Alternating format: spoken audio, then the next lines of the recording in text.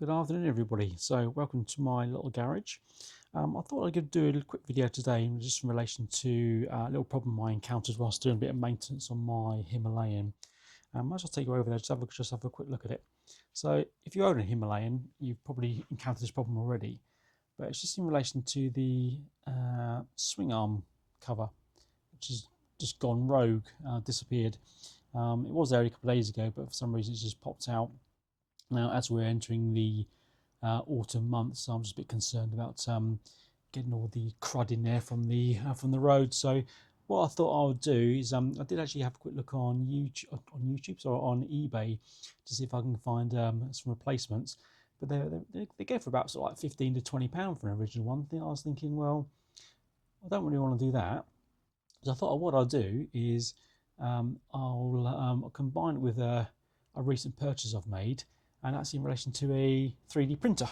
So let me take you over here. So what I've bought is a Bamboo Labs P1S 3D printer.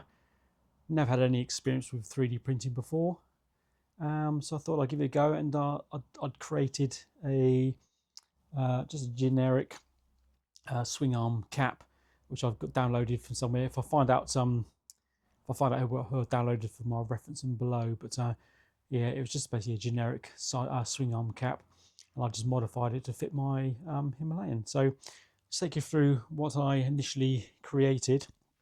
Now, this is the original, if it focuses. So just a bit of plastic cap, a bit of glue on there as well. So this is taken from the other side, and I thought I'd just take it out and had a quick look at the dimensions and just try and replicate it really. So that's the base, that's the original one. Now, this is my first attempt. So print came out okay. However, when I went to install it into the bike, it broke. So basically the dimensions were just a little bit too big, and turned it into a little jigsaw. So I've come up with another plan, and this is the final version. Now, I've made these, I think they're about 45mm in diameter, and what I've done is, rather than having the generic blank plate on the front, I decided to emboss a Royal Enfield logo on the front of it, and printed it face down, so I've got a nice sort of a textured finish. So we'll give that a go and see if that fits.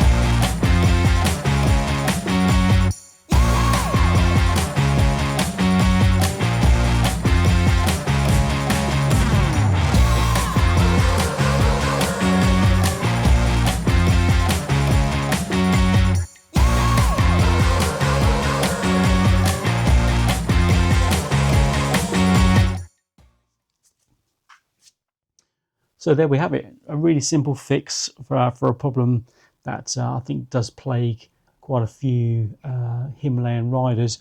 If you have experienced the same problem by losing these swing arm caps, be interested to put a comment down below, just let me know.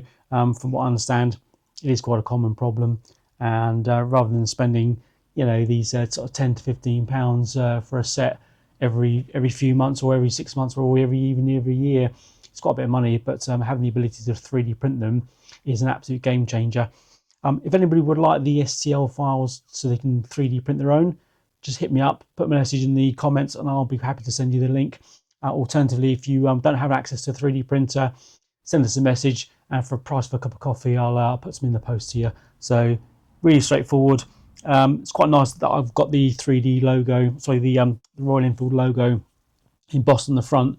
If you wanted another colour to match your bike, again, not a problem. I'll just change the filament over and we can send them out to you.